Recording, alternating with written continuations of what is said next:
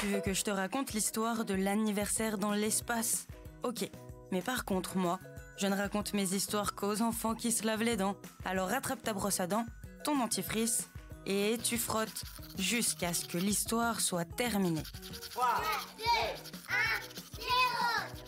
Est-ce que tu as déjà entendu parler de la Station spatiale internationale?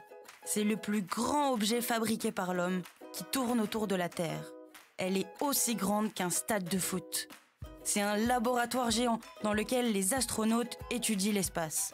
Ils partent pour des missions assez longues, de 6 mois ou 1 an. Et tu imagines bien qu'ils fêtent leurs anniversaires eux aussi. Mais ce n'est pas tout à fait la même chose que sur Terre. Tu veux que je t'explique comment ça se passe?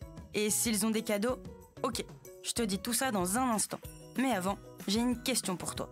Est-ce que tu sais comment on se brosse les dents dans l'espace?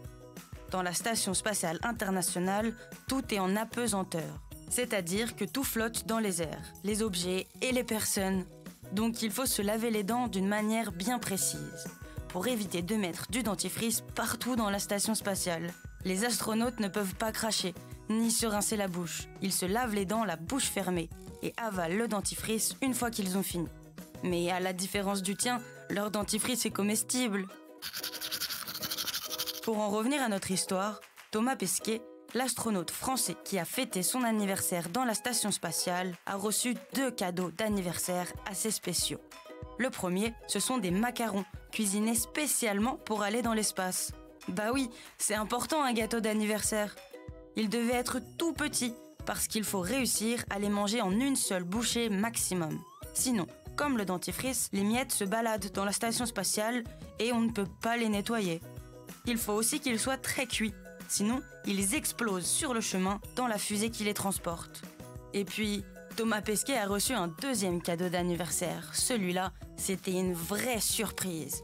Normalement, on n'a pas le droit d'emporter des objets personnels dans la station spatiale. Mais ce jour-là, on lui a envoyé de la Terre son saxophone. Ça devait être tellement chouette de l'entendre jouer du saxophone dans l'espace. Tu joues d'un instrument, toi? On va jouer du piano dans l'espace? Bon, montre-moi un peu tes dents.